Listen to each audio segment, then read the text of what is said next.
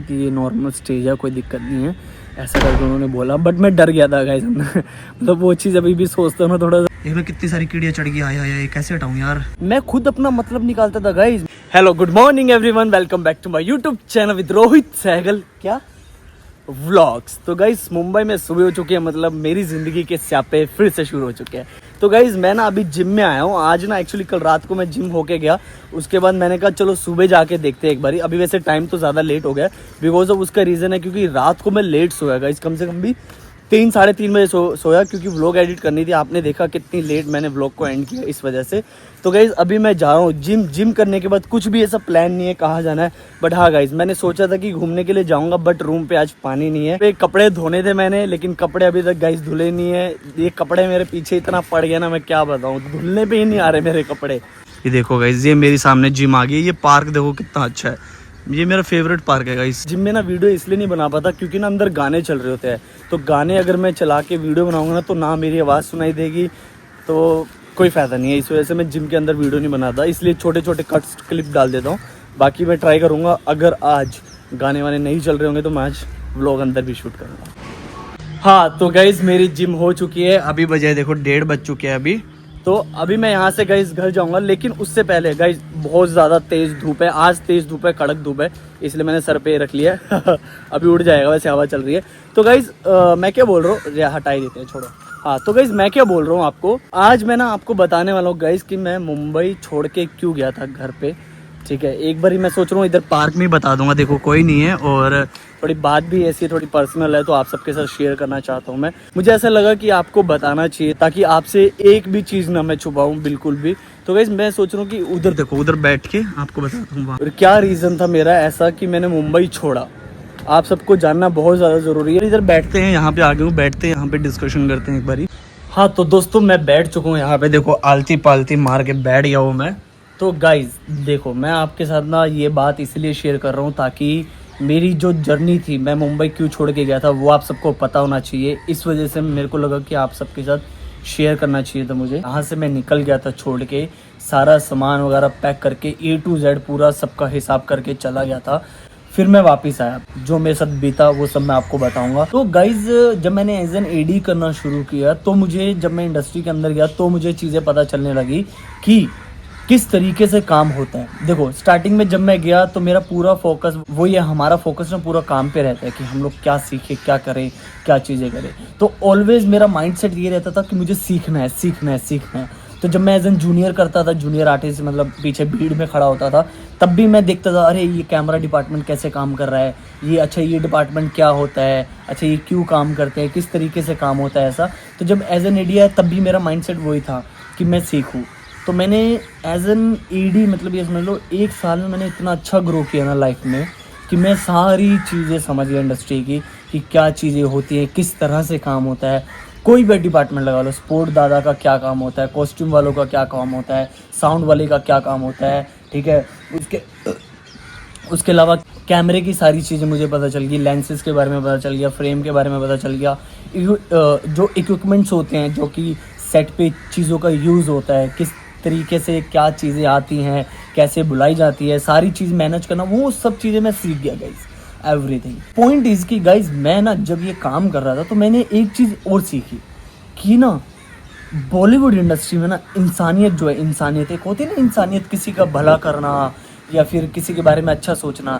Guys इंसानियत ना मरी हुई है, सच बता रहा हूँ, मरी हुई है इंसानियत। मतलब ये समझ लो कि अगर मैंने शूट कर लिया, किसी भी सेट पे शूट कर लिया, मान लो मेरा पैकअप हुआ 6 बजे, 6:05 पे अगर मैं मान लो सेट से जैसे बाहर निकला तो गाइस बाहर निकलते मेरे साथ कुछ भी हो रहा है, कुछ भी हो रहा है भाई, किसी को कोई फ़र्क नहीं पड़ता। तुम चाहे मर रहे हो, तुमको चाहे कुछ भी हो रहा है, किसी को फ़र्क नहीं पड़ता 1% भी। बट सेट पे ऐसा होगा, अरे भाई भाई भाई, अरे तू तो यार मेरा भाई, अच्छा ये लेगा, ये लेगा, ये लेगा। क्यों? क्योंकि उसका रीज़न है अपना मतलब निकालना। क्लियर, देखो मैं क्लियर वर्डों में बात करूंगा, कुछ भी नहीं छुपाऊंगा, जो भी एक क्लियर वर्डों में बात करूंगा, बस किसी का नाम नहीं लूंगा। तो मैं आया था एज एन एक्टर काम करने के लिए मुंबई में। तो जब मैं एज एन एक्टर काम करने के लिए आया तो धीरे धीरे फाइनेंशियली थोड़ी सी दिक्कत होने लगी क्योंकि रहने का बहुत ज़्यादा महंगा था।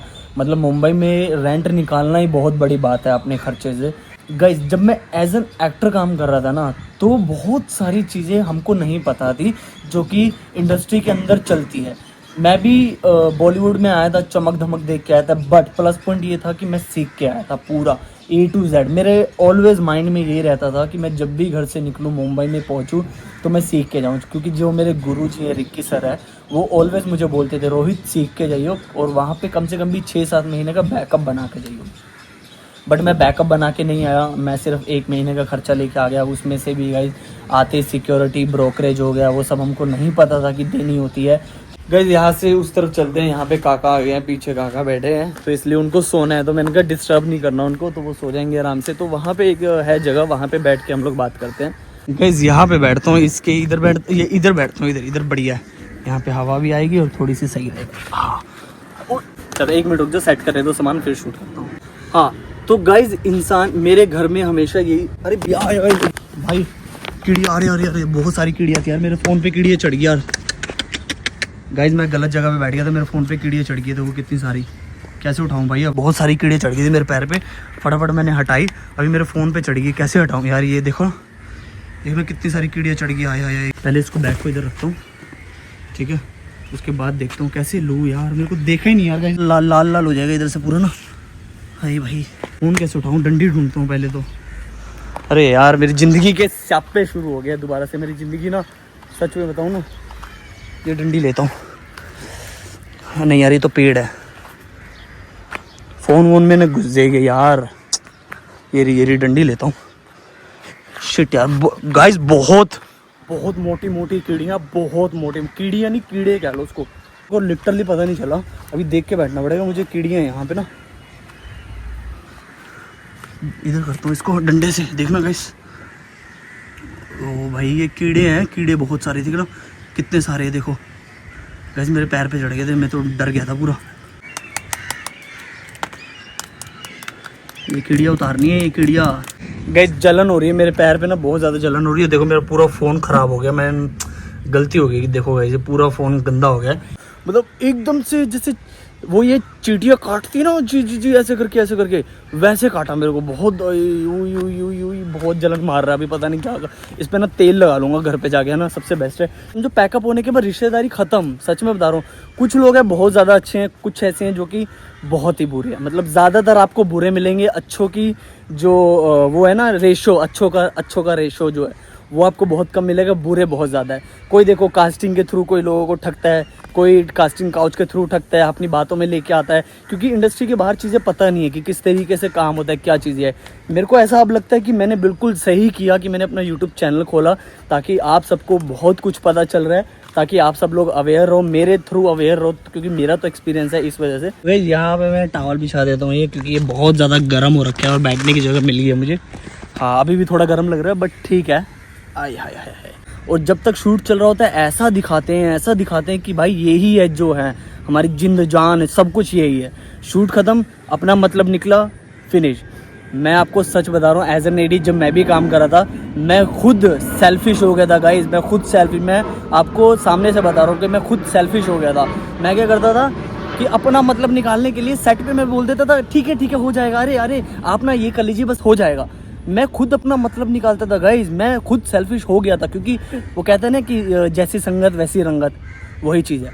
तो जब मैंने ये चीज़ को ऑब्जर्व किया कि अरे मैं तो सेल्फिश हो रहा हूँ भाई, मैं इस लेवल का हो ही नहीं, तो मैं क्यों करूँ। मेरे अंदर से भी इंसानियत ख़त्म हो रही थी रह के वहाँ पे, कि अपने मतलब के लिए कुछ भी करना, अपने मतलब के लिए कुछ भी बोल देना, उसके बाद पैकअप के बाद कोई पूछता नहीं है, सब गायब। पैकअप होते ही सारे आउट हो जाते हैं गाइस, अपनी गाड़ी में बैठते हैं, सब निकल जाते हैं अपने अपने होटल, अगर बाहर शूट कर रहे हैं तो होटल, नहीं तो अपने अपने घरों में, या फिर कल की तैयारी करने लग जाते हैं। गाइस मैं यही कहना चाह रहा हूँ कि मैंने ना जब इंडस्ट्री में आया था, मैंने इन सबको अपना सगा माना था।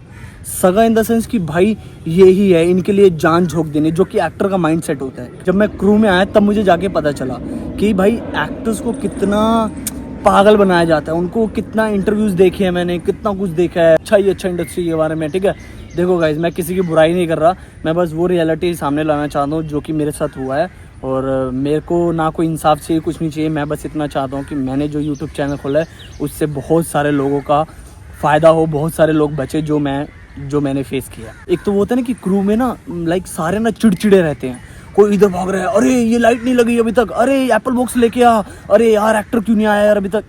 सब चीज़ें मतलब अगर मान लो कुछ जल्दी का नहीं भी है तब भी उसको जल्दी करके दिखाना, ऐसा हाई करके दिखाना, हाइप बना के, जैसे बोलते हैं ना हाइप करके उसको दिखाना, वो वैसा होता था। तो ये सारी चीज़ें जब मैंने देखी, जब मैं रहा, तो ये चीज़ें एक ही सेट पे नहीं, सारे सेट पे है, इस तरीके से काम होता है। ये चीज़ें हैं, बहुत ज़्यादा हैं ये चीज़ें।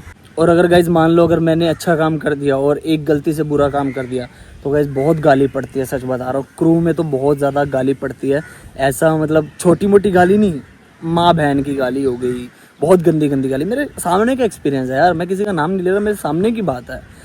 मतलब वो जब मैंने देखा ना कि अपने मतलब के लिए किसी को गाली दे रहे हैं, माँ बहन की गाली दे रहे हैं सीधा, उसको पता भी नहीं है कि सामने वाले को कि उसके ऊपर क्या बीत रही होगी, वो कैसे आया होगा, क्या उसकी मजबूरी रही होगी, क्यों वो कर रहा होगा। ये नहीं कि प्यार से समझाएंगे, ये नहीं कि हाय रोहित क्यों यार ये गलती क्यों की, नहीं, सीधा गाली दे के बात होगी। फ्रस्ट्रेटेड रहते हैं, अरे ये नहीं हुआ ये नहीं हुआ, क्योंकि बजट लगता है, शिफ्ट के हिसाब से काम होता है, मतलब 12 घंटे की शिफ्ट होती है, उसके हिसाब से काम होता है, 12 घंटे में सब चीज़ ख़त्म करनी होती है।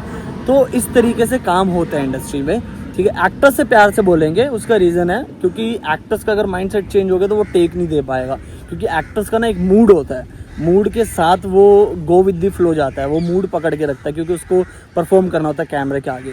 इसीलिए गाइस वैनिटी वैन भी दी जाती है एक्टर्स को कि वो शांति में बैठा रहे अपना, ताकि इस सेट की जो चहल पहल है, जो ये फालतू की चीज़ें हैं, उन सब से बचा रहे। क्योंकि जैसे ही सेट पे हम लोग पहुँचते हैं, देखते हैं अरे ये इधर बंदा इधर भाग के जा रहा है, अरे आर्ट वालों ने ये काम नहीं किया, अरे एक्टर्स को अभी तक माइक नहीं लगा, अरे फाइनल टेक नहीं, अरे फाइनल टचअप नहीं हुआ अभी एक्टर्स का, फाइनल टचअप मतलब मेकअप नहीं हुआ अभी तक एक्टर्स का फाइनल।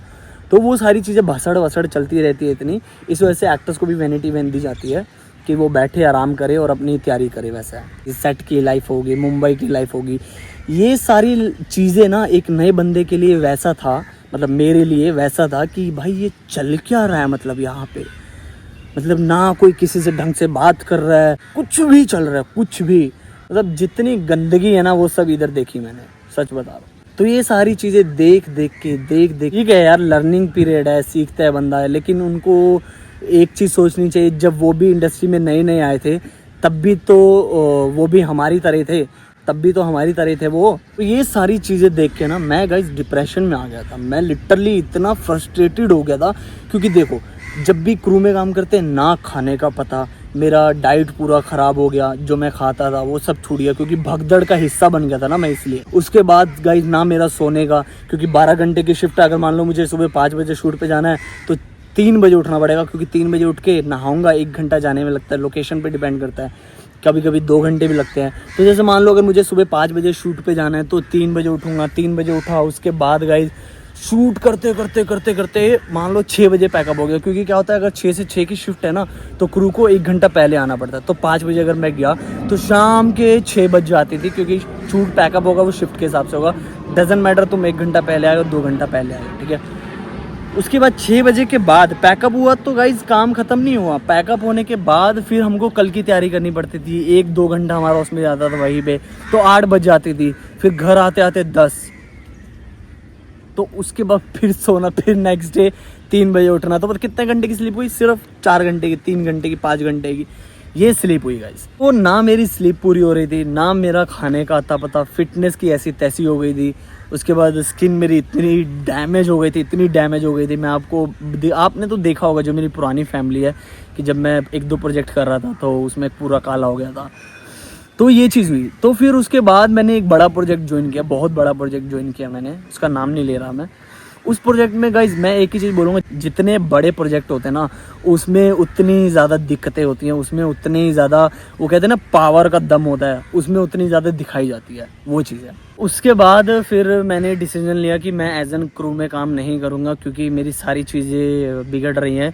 उसके साथ साथ जब मैं क्रू में काम कर रहा था मेरा क्राफ्ट का काम पूरा छूट रहा था गाइज, क्योंकि देखो क्राफ्ट एक ऐसी चीज़ है, अगर मान लो मैंने जितना मर्जी सीखा हो डजन मैटर, अगर मैंने क्राफ्ट को छोड़ दिया, प्रैक्टिस करनी छोड़ दी तो क्राफ्ट गाइस गिर जाता है, ऐसा चीज़ है क्राफ्ट का। तो ठीक है, तो प्रैक्टिस छूट गई, मेरा क्राफ्ट पूरा गिर गया, ना मैं इधर का रहा ना मैं उधर का रहा, फंस गया। एक वो मेंटालिटी है ना यार कि मार्केट में, अरे बहुत बड़े बड़े इंटरव्यूज़ देखे मैंने, उसमें बोलते हैं अरे तुम एज एन कास्टिंग डायरेक्टर काम करो, तुमको काम मिल जाएगा, तुम ये काम करो, एडी काम करो, ये मिल जाएगा।